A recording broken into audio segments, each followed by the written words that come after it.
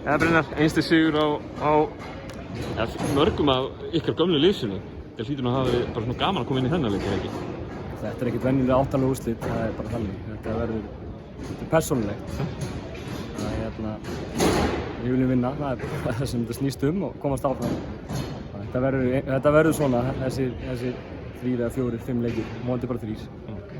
Nú þetta, ég menna, þetta er ekki 2-3 stig og ég ekki með tölu á því hvað það var oft skipst á fórustunni í þessum leik. Hvernig er eftir að hafa farið gegnum mjög erfitt tímabil að tjúta sig í gang fyrir svona leik? Ég var eiginlega bara að bíða eftir því að þetta tímabil að klára ekki, voðalega langt og strangt svona einhvern veginn að hætta og byrja. Þannig að ég vildi bara komast inn í úrslitakeppnina á ágætis siglingu síðust 2 leikina og fengum góða sigra. Við vissum alveg við getum gert miklu betur og við erum að fá leikmenn inn í þetta sem voru bara ekki í formi, ég sjálfur, Brand og Sarkon.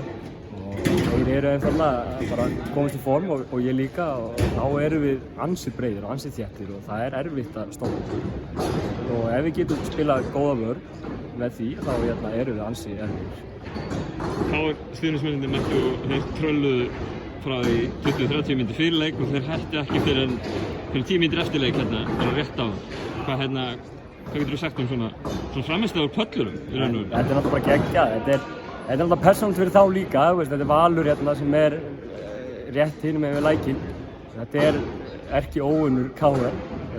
Þeir hafa verið að stíga upp í körfunni síðastliðin ár og þeir bara held ég að fundi það í sjálfum sér að þeir þurfa að koma og sýna að við eigum betur stuðningsmenn, við styðjum okkur lið betur.